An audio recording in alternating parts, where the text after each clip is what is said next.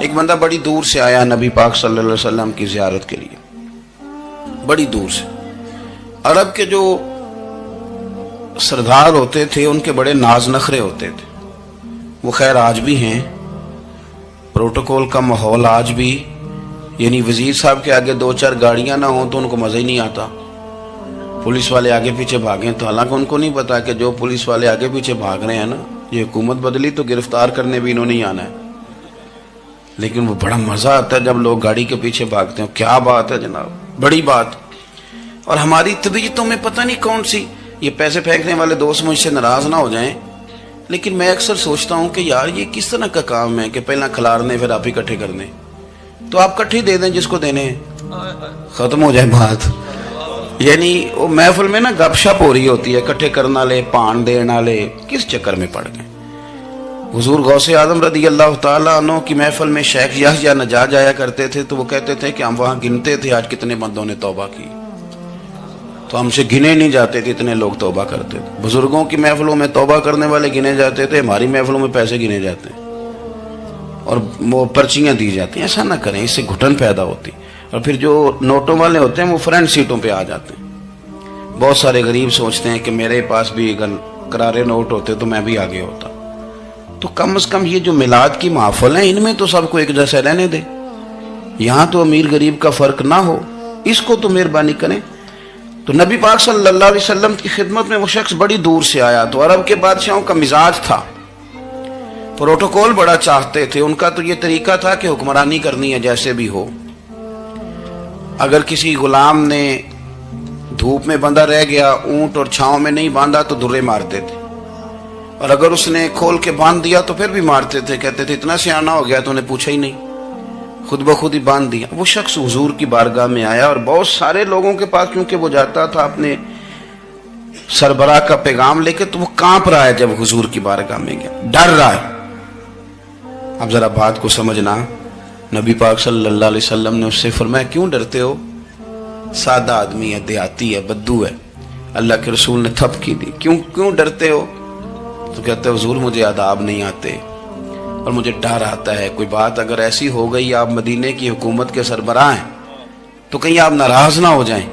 حضرت انس بن مالک فرماتے ہیں بات کہاں کی تھی پہنچ کہاں گئی، جب اس نے یہ کہا نا کہ آپ تو حکومت کے سربراہ ہیں، کہیں کوئی غلطی نہ مجھ سے ہو جائے، تو نبی پاک کی آنکھوں میں آنسو آ گئے، حضور رونے لگے، اور نبی پاک صلی اللہ علیہ وسلم فرمانے لگے نہ بھائی تو کسی حکومت کے سربراہ کے پاس نہیں آیا، نہ تو اس بیٹے کے پاس آیا ہے جس کی ماں گوشت کے خشک ٹکڑے کھا کے بھی گزارا کر لیتی، میں تو ایک غریب ماں کا بیٹا ہوں۔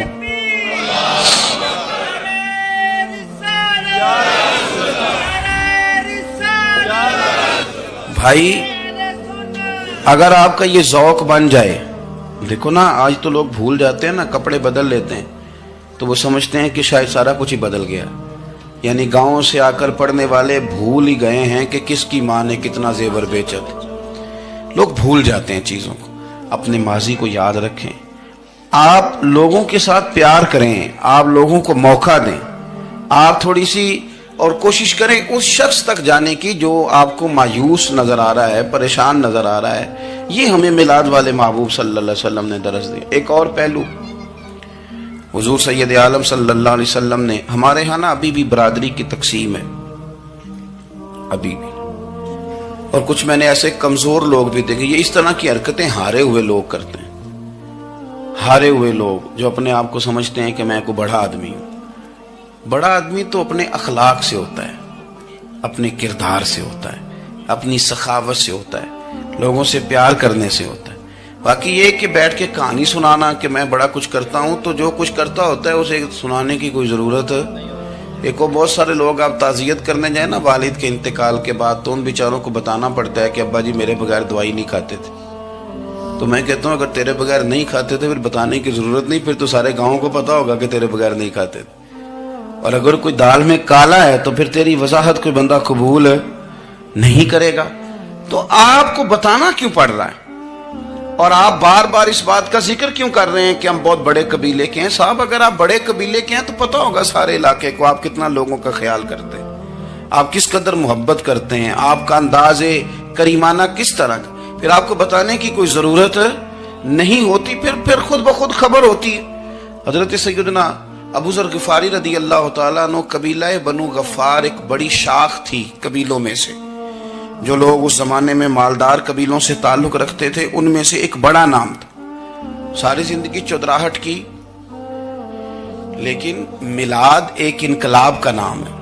میں میلاد منانے والے دوستوں سے گزارش کرتا ہوں کہ آپ ہر سال میلاد منائیں، اور ہر سال میلاد کے بعد آپ تھوڑے بدل بھی جائیں، یعنی تھوڑے سے بدل جائیں۔ کچھ لوگ کہیں یار یہ داڑھی میں نے نا 12 ربیع الاول والے دن رکھی تھی، یہ میری میلاد والی داڑھی ہے۔ اور داڑھی رکھیں بھی نبی پاک کی مرضی کی۔ کس کی مرضی کی؟ نہ ناراض ہو جائے جی میں ٹور چلا، بس کس مرضی کی جی؟ اپنی مرضی کے نہیں۔ داڑھی کا وزن کو نہیں ہوتا کہ پوری مٹھی رکھیں گے تو آپ کو کوئی دقت ہوگی، کوئی وزن نہیں، پوری رکھیں، جو حضور کا طریقہ مبارکہ ہے جو ہمیں ملتا ہے اس پر آپ توجہ فرمائیں۔ تو میں جو بات عرض کرنے جا رہا ہوں وہ میلاد انقلاب ہے۔